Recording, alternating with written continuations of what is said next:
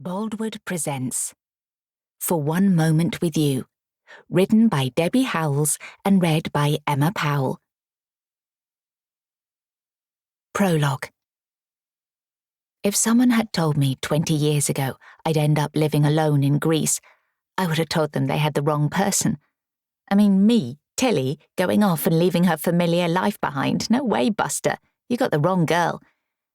But here I am.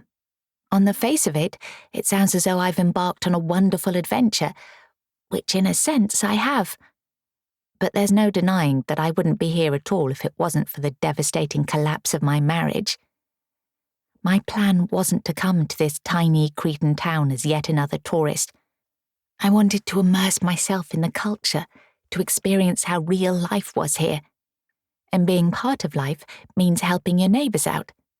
So it is that a couple of weeks after arriving here, I find myself setting off early for Mikhail's house.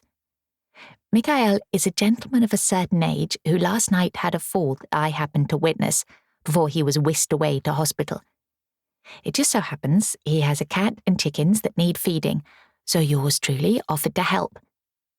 After all, it's how the world works, I've always thought. People helping each other. It's meant getting up earlier than I've become used to latterly. Stopping to pick up a coffee along the way, I walk along streets that are stirring with faint sounds of Greek life, the sun rising above the rooftops. On reaching Mikhail's humble house, I unlock the blue-painted front door. But as I go through and into the garden behind it, to his chickens, it most definitely is not early, and a positive chorus of squawking is coming from the hen house. It stops as soon as I open the door and the birds come hurtling out. After throwing down some corn, I go inside to feed the cats. This morning, 5 of them have arrived for breakfast. It's true what they say here, there is never just one cat. Then, as they eat, I cast my eyes around the place. In the low sunlight coming through the small window, I take in the unwashed plates and pans, the half-open packets scattered across the worktops, the general air of neglect that makes it clear to me that Mikhail isn't really coping. I push up my sleeves, fill the sink with warm water and start washing up before starting on the rest of the kitchen. Not once does it occur to me that it isn't my place to do this. After that's done, I clean the window, still humming happily to myself. Then I scrub the floor and gather a bag of what is very obviously rubbish to take outside. That done, I stand back and survey the results. A sense of satisfaction fills me. I mean, not just is it clean, but I like to think this will be welcoming for Mikhail to come home to. Stepping out through the back door, I stand there for a moment. While I've been cleaning, the blue sky has become obscured by grey cloud, the pleasant early morning warmth replaced by a cool breeze rippling through the air. But as my new friend Nikos would say, it is October. I gaze around the garden, at the tree on which lemons are ripening, some straggly tomato plants, the similar houses on either side that hint at a simplicity of life here which as a tourist would simply pass you by. It comes as a shock to realise I haven't so much as thought about Gareth, my soon-to-be ex-husband, for over 2 hours. Continuing this theme of distraction, I contemplate starting on cleaning the next room, just to give it a quick once-over, you understand. I mean, I wouldn't want Mikhail to think I've been judging him. I turn to go back inside, but as I do, the steps catch me out and I trip, banging my knee against the doorframe. Fuck, I mutter, tears of pain filling my eyes. Then, glancing down, I notice one of my shoes is caked in chicken shit. Standing there, I suddenly freeze. Exactly why am I doing this? I mean, I haven't come all this way to look after a stranger's chickens and cats or to clean up their house when I have a personal crisis of my own going on. But that's the kind of person you are, I tell myself. You care. For frick's sake, wouldn't the world be a better place if more of us did? It's what I believe, what I've always believed. But this time, it's like I have another revelation, a massive one. You see, there's a reason I've always filled up my days doing things for other people. It stops me thinking about my own life, about the emptiness between the surface-level clutter, about the truth, which is that I've lost myself. The thought is like a sucker punch, just as a gust of wind blows through the open door. I look up again, just as rain starts to fall. After closing up the house, I lock the door and pocket the key. Then, cursing myself for not bringing a jacket, I head back down the street towards the room I've rented. But with each step, the skies are visibly darkening, the rain falling in large, heavy drops that intensify just before the heavens open. In no time, my sodden clothes are clinging to me. Even my sandals are soaked as the sloping, narrow road becomes a stream. The little white houses suddenly look less welcoming as I shelter in a doorway and wait for the weather to pass. But as I stand there, alarm fills me as, far from letting up, the rain becomes heavier, the stream down the narrow road by now a river. Deciding to make a run for it before it gets any worse, I set off again, breaking into a stilted kind of run as I splash through the water. Once or twice I lose my footing. Then I feel my feet go from under me. That's the last thing I remember as I'm pitched backwards, the rain, my feeling of powerlessness, falling before my head hits something. A voice calls out that seems to come from far away. It's a voice I dimly recognize, or at least I think I do. It's followed by silence. I've absolutely no idea how, but the rain subsides. Then it's as though the years wind back until I find myself at the beginning, where all this started. Chapter 1. Those who cannot remember the past are condemned to repeat it. Georges Santayana. Confusion fills my head. What's going on? I should be in Crete, shouldn't I? On my way back to my rented room in Andreas's house. Not in England, on a fine summer evening, watching a much younger version of myself just days away from making the biggest mistake of my life. I remember thinking back then, right then, how much I bloody loved my life. I loved Gareth, too, not to mention my parents, for paying for our spectacular wedding that was coming up. The church wedding my dad wouldn't have considered any alternative to, the marquee reception in the picturesque grounds of a country house hotel, Lizzie for planning the hen night I was dressing up for. I watch myself study my reflection, my hand going to my face, smoothing skin that was faintly wrinkled last time I looked. I pinch myself. This has to be a dream.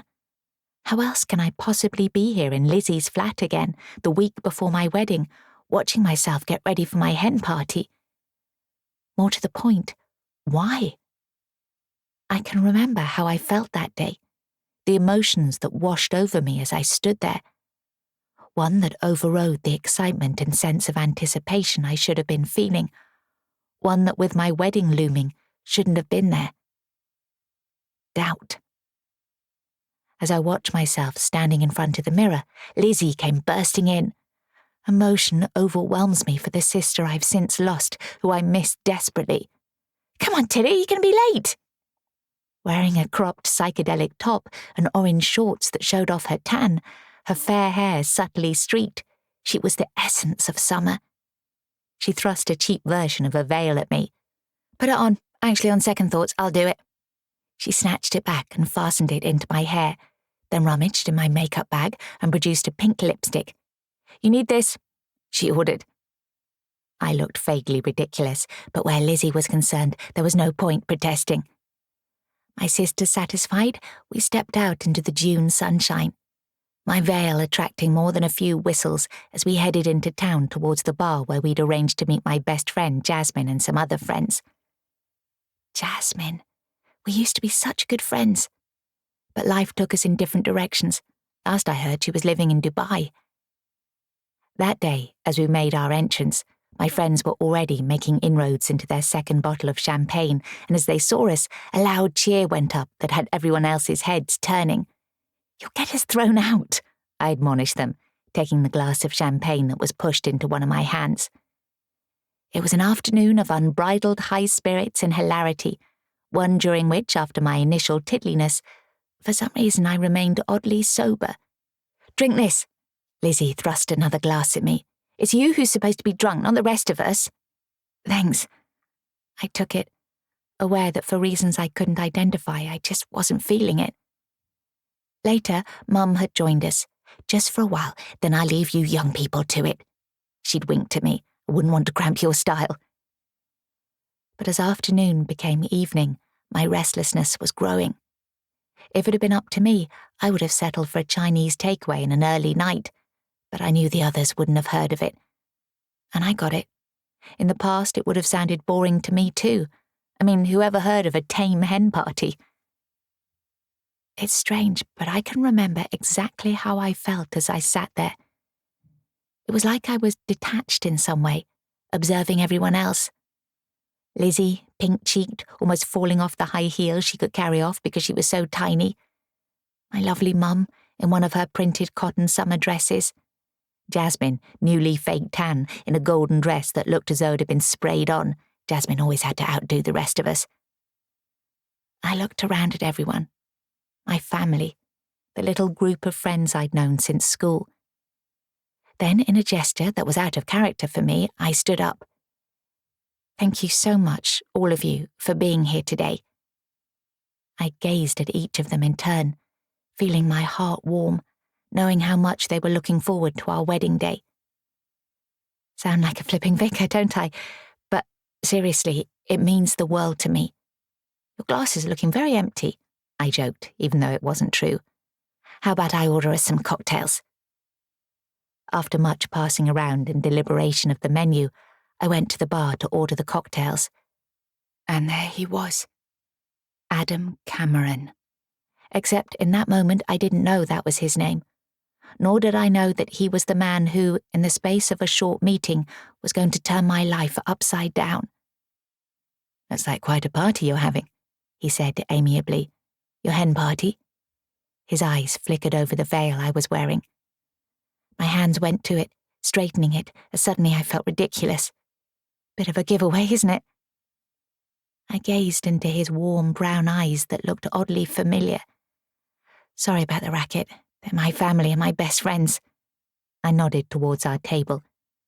"No need to apologize. We were, enjoying it." "Oh?" I frowned, wondering who the we meant.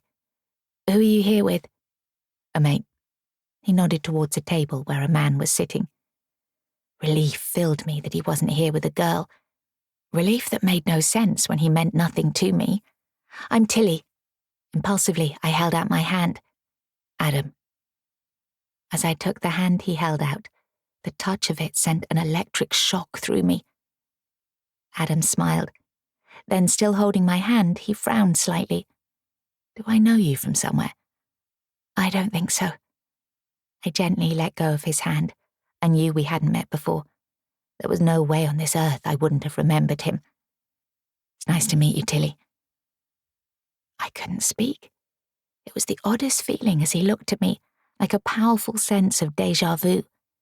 The deepest sense of belonging, as though we'd known each other forever. As I stood there, a million thoughts had flashed through my brain. That I wanted to know more about this man, that I'd never felt like this about Gareth, that meetings like this were somehow fated. But a week away from the wedding I'd always dreamed of, that my mum had been planning down to the most carefully thought-out detail, it seemed the cruelest twist of fate that this was happening now. My discomfort was growing by the second, and I did the only thing I could to break the moment. "I should get back to everyone," I said brightly. I nodded towards my family and friends. "Oh, of course." He looked taken aback. Then he seemed to rally. "He's a lucky guy," he said softly. "Thanks." But any excitement I'd felt before had been all but snuffed out. I knew, in a way I couldn't explain, that sounded bonkers even to me, that if I hadn't been getting married, Adam and I could have been something. Carrying the tray of cocktails, I went back to the table, pinning on a smile as I sat down, listening to everyone chattering and laughing. I felt strangely out of it, as beside me, Lizzie nudged my elbow. "You okay?" Her eyes searched mine. "I'm fine." I smiled brightly, wondering if she knew it was false. How could I not be? At that moment, the barman came over with a bottle of champagne and a tray of glasses. "With the compliments of the gentleman over there." I watched him nod towards Adam, still standing at the bar, my heart missing a beat as across the room he met my eyes again. "How lovely. Please say thank you to him." After placing the tray in front of her, my mum started pouring out the champagne, then passed me a glass. "Don't you love how weddings bring out the best in people?" I'd always been sensible, a black and white kind of girl, the girl who got her homework in on time, who was back from nights out at a most sensible hour, well, mostly. Perhaps it was unsurprising that my hen night wound up early, my pissed wrens heading off to a bar, leaving Lizzie and me alone in the street together. "You sure you're okay?" She definitely picked up on something. "Course I am. You should go with the others," I said. "And leave you on your own? I don't think so," she said indignantly. "Honestly," I smiled at her, "I think I'm going to head back to the flat." Lizzie stared at me for a moment. "This is weird." Then she hugged me. "But okay, that's what you want." As she tottered off after the others, I pulled off my veil and made my way back to the flat. Letting myself in, for once I had the place to myself. I went over to the windows, pushed them open and stood there. Adam was somewhere out there. I sighed. What was going on with me? Restless, I put some music on, but I couldn't help thinking that the universe had been sending me a sign. It made no difference that I didn't believe in signs. This wasn't like anything I'd experienced before. From the moment my eyes locked with Adam's, there was no going back. Pulling myself together, I told myself what any person would have, that I was being ridiculous. I was in love with Gareth. Sure, he wasn't perfect, but who is? And we were getting married in 6 days.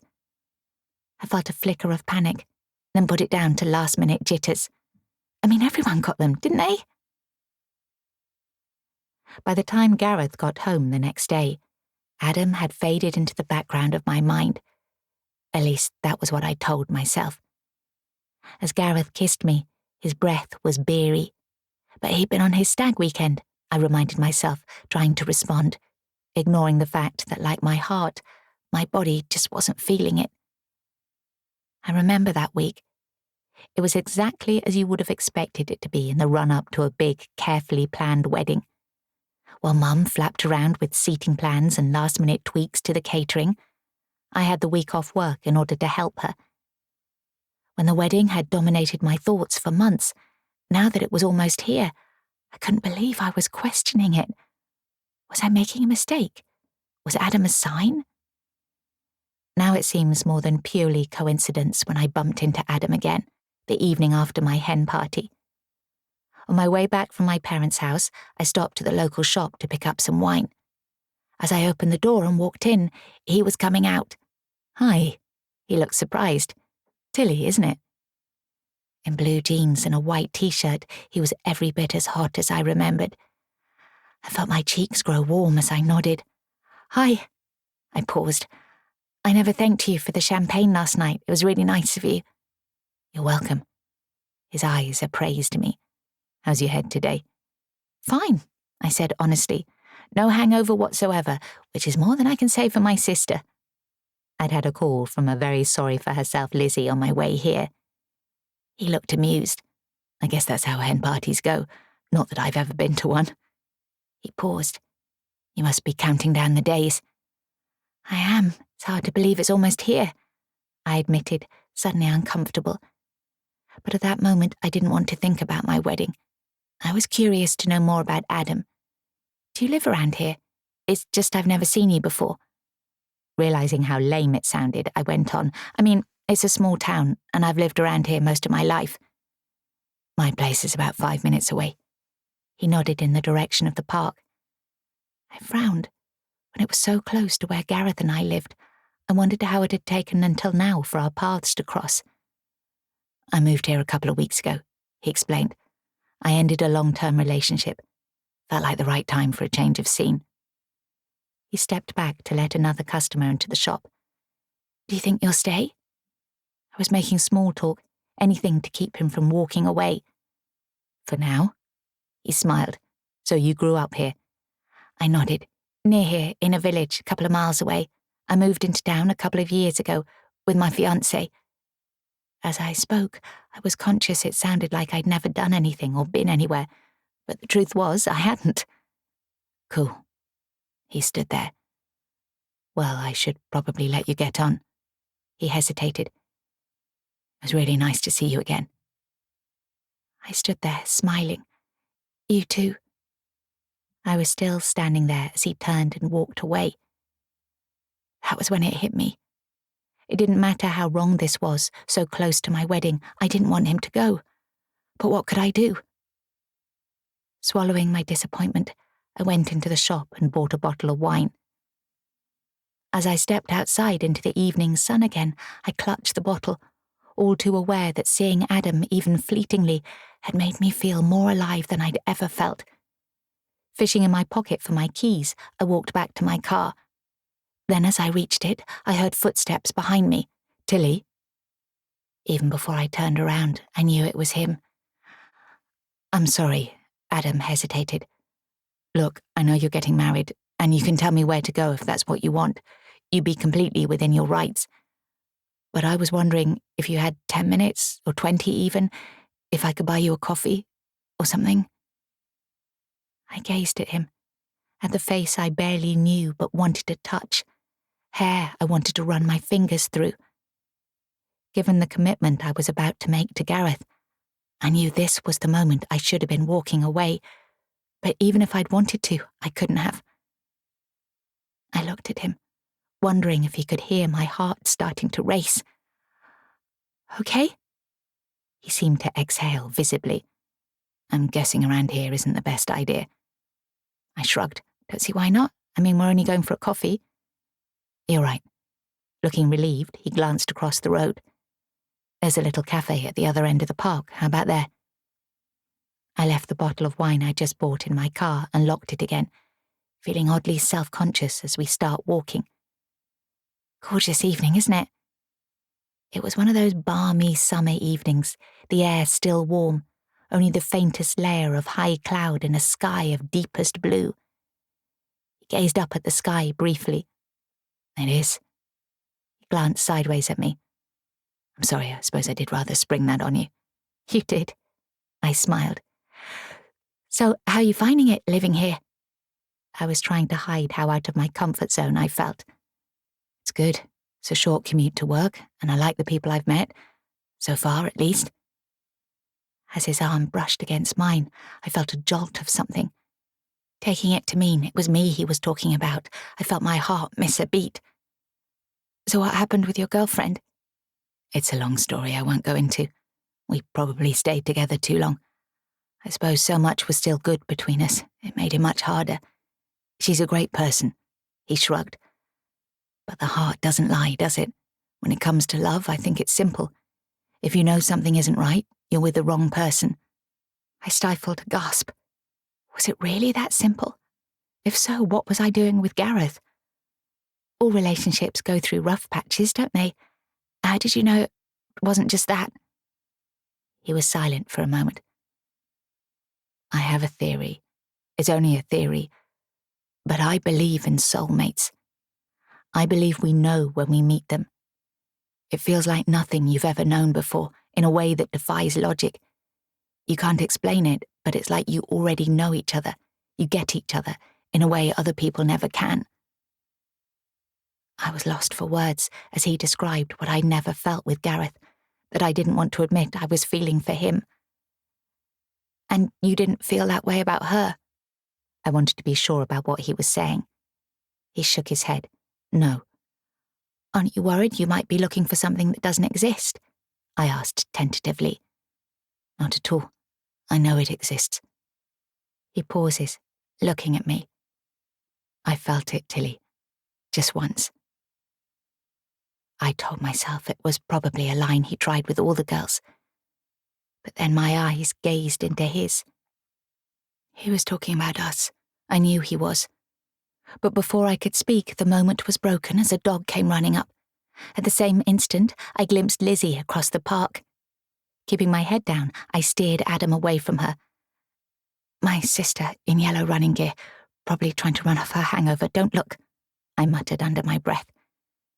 But it was too late. She'd seen us.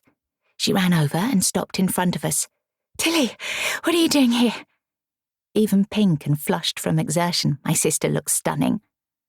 "Felt like a walk," I shrugged. "Such a lovely evening.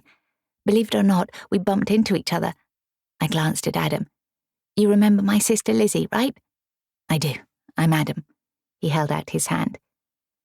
Now, I'd been counting on Lizzie not remembering. She'd been rather more piddled than I had that night, though clearly not as piddled as I'd thought. Giving me a what the fuck's going on look, her eyes widened as she looked at me, then back to him again. "You're the guy from the hen party who bought us champagne." "That's right." He looked at her awkwardly. "Well, a wedding's a special time, isn't it? I suppose you could say I'm a sucker for a happy ending." "Gosh." Sounding slightly shocked, Lizzie met my eyes. There was astonishment in them, confusion too.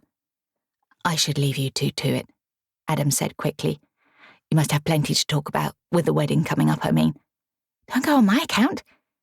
Lizzie glanced at her watch. "Shit, I'm going out this evening. Again, glutton for punishment that I am. And I'm going to be late.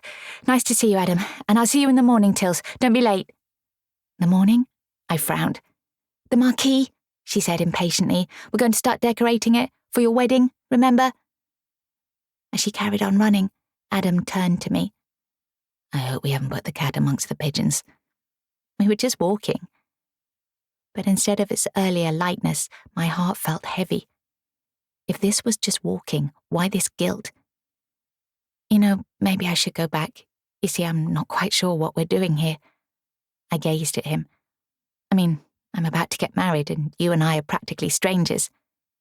"You're right." A look I couldn't read crossed his face. "It's just that..." My eyes met his. "Just what?" "Is it just me?" He hesitated. "Because it doesn't feel like that, does it? Like we're strangers." Thoughts crowded my mind. Thoughts that didn't belong there, that I was struggling to make sense of. Emotions, ditto, feelings I'd never known before. It doesn't. I felt a brief, delicious curl of something inside me, before guilt struck again. "I really have to go," I said quietly. "You've done nothing wrong. We're just walking." As he spoke, there was something about his voice. "But we're not, are we?" This time the words burst out of me. "I feel something I shouldn't. Not when I'm getting married this weekend, to Gareth." Without waiting for him to reply, I turned and started heading back to my car, fighting the urge to look back, to see if he was still there, watching me. Reaching my car, I got in and just sat there for a moment. What was I playing at? I loved Gareth. I wanted to spend the rest of my life with him. It had already been decided. Even if I'd wanted to, when Mum had been living and breathing our wedding for the last few months, there was no way I could change my mind at this stage. As memories come flooding back, I remember how conflicted, how out of my depth I felt. I watched the uncertainty ripple across the younger me's face. The truth is, the dilemma I had been in has been lost in the years that have passed. I made my decision. Since, I've mostly buried all thoughts of Adam, thrown myself into married life, until said married life spat me out again. Now, however, given this window onto the past, I'm questioning myself. The way I'd rationalised how drawn I'd felt to Adam. Why it seemed worse to cancel a wedding than to marry the wrong man. What had I been thinking? But I'd believed I'd loved Gareth. It's easy enough with hindsight, though, to see how in marrying him, I'd made a mistake of monumental proportions. The gift of good old hindsight. And it was one that changed the course of the rest of my life. When a part of me had always known Gareth and I were missing something, it's no surprise that ever since, our relationship had been so up and down. Even before we were married, the warning signs had been there. It seems now that meeting Adam had been one of those signs, a gift to jolt me out of the complacency I shouldn't have been so comfortable with.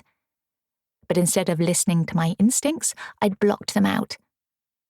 What if, I find myself thinking, what if I could go back? If I could have found my courage, told Gareth it wasn't right between us, that there was no rush to get married, that we were young, I needed time. Had a conversation I would have absolutely dreaded with my parents, and okay, so my dad would have had plenty to say on the subject of commitment, but after the initial disappointment, I like to think they would have understood. And I would have been free, to be myself, to see where this thing with Adam would have taken us. But if I had, I wouldn't have had the twins, would I? Now I can't even bear the thought of a life without Robbie and Alex. Even knowing what I know now, I'd marry Gareth again in a heartbeat rather than not have them in my life. I feel myself sigh. Gareth and I were never soulmates. I doubt Gareth even knows what a soulmate is. Whereas Adam... Chapter 2. Back to the Future. I hear a distant voice calling my name. Then as the vision of my younger self starts to fade, a sense of panic consumes me. I can't leave her, not like this. And I need to understand why things happened the way they did. Tilly. The voice has an accent I don't recognize at first, and as the image of the past disappears, I'm pulled back to the present. Remember where I am. Crete, the rainstorm, Mikhail's house, falling. Relief fills me. I'm fine. I was obviously knocked unconscious, but it's like I've come around from the strangest dream. I already know what I want to say. Don't worry, it was nothing. I'm okay. I try to open my eyes to form the words, but I can't. Fear floods through my veins. I'm alive. I can hear machines bleeping around me. I understand what's going on. It means my brain is working, but I can't communicate, nor can I move. Tilly, we're taking you for a scan. This time it's a woman's voice with the same Greek accent. I'm aware of my bed jolting slightly before it feels as though it's moving. Suddenly I'm thinking of the boys. Oh my God, will anyone have told them? But no one I've met in Crete knows about them, let alone how to contact them. Panic fills me. I should have left an address with someone. No one will know that something's happened to me. My heart starts to race as the bleeping sound that seems to accompany me speeds up. The woman speaks again. She's tachycardic. We must hurry. I'm not sure what tachycardic means, only that whatever it is, from the urgency in her voice, it isn't good. Has someone called her husband? No, I try to whisper. You mustn't call Gareth. He's the last person I want here. It's my last thought before the beeping sound grows louder. Then everything fades again, and my mind goes blank. Chapter 3. A grey October day at Selham railway station.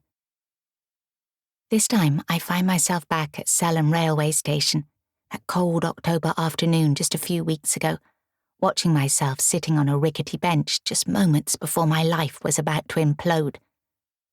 I like Selham railway station. It's like stepping back in time, one that's confined only by the limits of your imagination. You see, there are no trains here. In fact, the last one went through several decades ago, making it the perfect place to sit, daydreaming about how things used to be. I was lost in nostalgia that afternoon, gazing at the track overgrown with brambles, the platforms lost under banks of bracken, the air carrying echoes of trysts and assignations, if only I knew how to listen to them. Of course, I can see now, it didn't actually start that day. I mean, what happens in our lives is usually the consequence of everything that's gone before, and what was about to happen that day had so far remained invisible. It was also unexpected, filtering in like the softest whisper of a breeze, or something less perceptible than a whisper, because that afternoon I was completely and blissfully unaware that anything in my life was about to change. Don't get me wrong, I liked my life. But just for a moment, as I sat there, I wished I could peel back the veil of time, slip through it into a ghostly carriage of one of those trains and let it speed me back through the years to a time when nothing bad ever happened, when my mum and Lizzie were still here. Losing my mum was one thing, but 3 months ago, Lizzie died too, stranding me at a derelict station without a signpost. That's what sisters are, aren't they? Guiding stars, signposts. I knew what Lizzie would have said. Stop looking back, Tilly. You can't change the past. It's about the future. Now that twins have grown up, you could have an adventure. Think about it. What do you really want from your life? Lizzie's belief in following her heart led her to embark on many adventures. But in my ordered life, responsibility won out over impulsiveness. And I was the one everyone needed. I was a wife and mother, my widowed father's helpful daughter. There was my part-time job as a legal assistant with a fairly smart law firm. In other words, I was one of those people whose role in life was to be a hub, the holder of many threads leading to other lives, which floated around me like vibrant, multicoloured balloons, as I like to think of them. In my case, mostly male ones. Gareth's, for example. The twins, even though they were away at uni and hardly ever came home. My crotchety fathers. But it gave me a sense of purpose in my life. Since Lizzie's death, Rick had become another. Rick was her broken-hearted husband. He hadn't expected to lose his wife any more than I was ready to lose my sister, but men don't cope with loss as well as women do. My father was a case in point. His life locked down, never to evolve after my mother left this world. It meant that now he depended on me. But it was kind of how it was meant to be, wasn't it? I mean, when our parents raised us, it was only fair that as they got older, we were there for them. But while Lizzie was the shining star in his life, the looking after role had fallen to me. I glanced at the dying bouquet abandoned on the platform that was once a joyous declaration of love, the withered flowers a reminder. Nothing lasts. Shivering, I pulled my jacket more tightly around me. Then, as I gazed across towards the trees, the barely perceptible breeze suddenly became a powerful gust, sending a swirl of golden leaves cascading around me, before they settled again and the first raindrops started to fall. The rain rapidly became a downpour, and as I drove home, I was still thinking about Lizzie. The bright, vivacious, go-getting one, she started an interior design business in her 20s that went from strength to strength, had a gorgeous husband who adored her. They'd never had children. Lizzie was younger than me. Parenthood, consigned to a future that neither of them dared to imagine wouldn't happen, both of them believing time was open-ended. But even the best-planned futures could go off-piste. On reaching the house, I ran inside and closed the back door behind me. The rain was lashing against the windows, and standing for a moment, I looked around our kitchen that was an homage to Lizzie's design skills, with an artfully battered wooden table and pale floor tiles, the walls painted white, bold splashes of green and blue from carefully chosen pieces of china. On the table were the scores of cards that had kept arriving since Lizzie died, holding anecdotes and memories of the sister I wanted to remember from before her illness, triggering memories of our childhood, our parents, how our lives used to be when we were younger. Looking at them, I suddenly felt much older than my 40s. At least you'd never know how that feels, Lizzie, being old and rather pointless. Though not entirely so, because as I sat there, my mobile rang and Dad's number appeared on the screen. "Hi, Dad, how are you?" I'm not calling about me, it's the cat." It was Lizzie's idea for Dad to have a cat after Mum died. Another heartbeat in the house was how she put it. And Dad was rather taken with Moses. He just wasn't terribly practical about cat ownership. A sense of alarm filled me. What's wrong with him? "He's had, bit of an accident. On the carpet. I don't have a clue what to do about it." "Can you clean it up, Dad?" But knowing he wouldn't know where to start, I don't say that. Forgetting my plans to start repainting the kitchen a bright and cheery shade of yellow, I sighed. "Would you like me to come over?" He paused. "If you wouldn't mind." There was resentment in my heart as I drove through the pouring rain for the second time that afternoon. I wish I didn't, but I did fricking mind so much. Driving fricking 6 miles to clean up my dad's cat shit in this shitty weather, when I'd rather have been at home sipping a cup of tea and leafing through Lizzie's cards again. But in a million years, I would never have told him that. "Hi, Dad." My voice was bright when he opened the door. I kissed him on the cheek. "What's Moses been up to?" "I'll show you." I followed Dad along the hallway into the small room that for as long as I could remember had been his study, the smell getting stronger with each step. "There." He pointed to the carpet, where alongside what was clearly cat shit, there was evidence of sick, too, squodged into the carpet. He looked slightly apologetic. "I think the door went over it."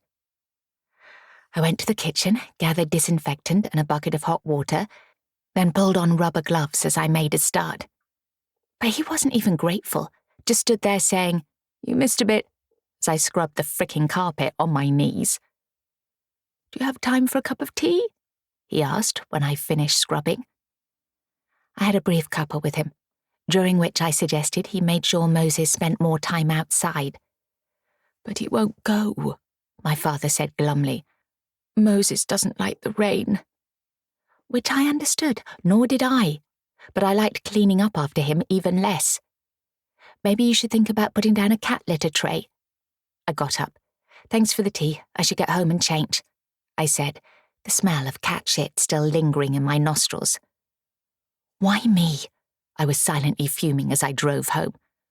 2 hours of my life down the drain, cleaning up cat puke and shit that somehow ended up on me too, so that now I stank too, and so did my car. Then guilt washed over me for feeling so resentful. But back at home, after a hot shower, I felt better. More so as I poured myself a restorative glass of white wine and started to make a risotto. For the 100th time, wishing Lizzie was here as I heard the front door open, then close, before Gareth walked in. I pinned on a smile. "Hi." I tried to assume the bright demeanour everyone expected to see from me, but for whatever reason, today it felt false. "Hi." He stood there for a moment, his hair plastered to his head, his jacket damp from the rain. "Hi," I said again, cheerfully. "How was your day?" But he didn't respond, just glanced at the pile of sympathy cards as he took his jacket off, a look of irritation crossing his face. "Don't you think it's time you put those things away? It's been 3 months, Tilly. You must know every word by heart." Dragging my eyes away from the cards, I met his. "The messages are beautiful. People wrote such nice things, it brings memories back. 3 months isn't very long. In any case, I only got home a little while ago. Dad summoned me to clear up after the cat." I rolled my eyes for comedic effect. But instead of sympathizing, he sighed. "It isn't just that." Something about the way he spoke made my blood chill. I watched him as he turned away. "What do you mean?" Suddenly he had my undivided attention. Coming over to the table, he sighed. "I was hoping it had been enough time, Tilly, because we need to talk." His voice was quiet, a note of sadness in it that tugged at my heartstrings. Pulling out a chair, he hung his jacket over it, then sat down. "I've been waiting for the right moment. I thought by now..." Glancing at the pile of cards again, he shook his head. "I thought you might have started to move on." The strangest feeling came over me. It wasn't the fact that 3 months was nothing when you'd lost your sister. It was more as though I felt removed, that in the most bizarre way I was somehow watching myself. That I knew what he was going to say before he said it, as in his next breath, he told me he never meant it to happen. But I looked at him stunned. "You've met someone?" The words sank in, snaking slowly, nauseously inside me. Gareth's sigh was heavy, his face guilt-stricken. "You have to believe I didn't mean to. It just happened, Tilly. But it's taught me about myself and what I want from life. My skin felt cold, as though the blood had drained out of my veins. And you couldn't have stopped it, for fuck's sake, Gareth. We're married. We have a commitment to each other. How could you do this? He had the grace to look embarrassed for all of about 2 seconds. Marriages end, Tilly. I know it's painful, but sometimes you just know, don't you? When things just have to change. Chapter 4. The End. I remember that's how it felt. That this was the end. Sounds melodramatic, but in a sense, it was the end of life as I knew it. It was an ending I wasn't ready for, that I'd spent most of my married life trying to prevent, and that was in spite of the signs, and there were many. It was why the following morning, instead of the shopping trip I'd planned, I was back at Selham Station for the second time in as many days. Sitting on the platform, I was craving the quiet stillness of yesterday that had been replaced by the gale-force wind driving icy needles of rain at me, as pulling up the collar of my jacket, I shivered. It was only 8 o'clock in the morning. Unable to sleep last night, I'd lain in bed as long, dark hours passed, going over what Gareth said, until eventually the first glimmer of daylight had appeared.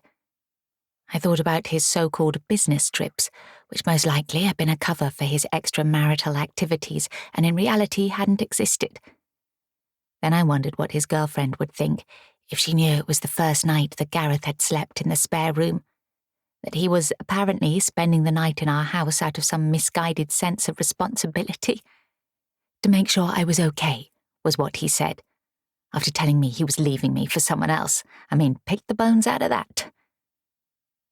Not wanting to face him, I'd stayed in bed listening to the familiar sound of him getting up, then going to work. Only as the sound of his car faded had I got dressed and gone downstairs. Then, still reeling from last night, I'd driven here. Okay, so you wouldn't have described our marriage as exactly made in heaven. We'd had our fair share of challenges over the years, but everyone expected that, and we'd overcome them. Until this point. But as I stared at the ring I'd worn for over 2 decades, I thought of the mental agony I went through the days before our wedding, the commitment I nevertheless made that felt like the right thing. Watched my hands start to shake. Marriages don't have to end, not if people want to make them work. Can you tell me what exactly it is we're hanging on to? Gareth had looked at me last night, bewildered, because, truthfully, I'm not sure anymore. Family? History? The tradition of marriage? I couldn't believe he needed to ask. As for love, surely that was a given. But how was it neither of us mentioned love? He looked exasperated. In other words, he's saying it's about the past. You're obsessed with it, Tilly. Take those cards. They're a prime example. As his eyes wandered towards the sympathy cards, his words were brutal. The past is gone, Tilly, forever. But you won't let it go, will you? You hang on, as if you think you can wish it back.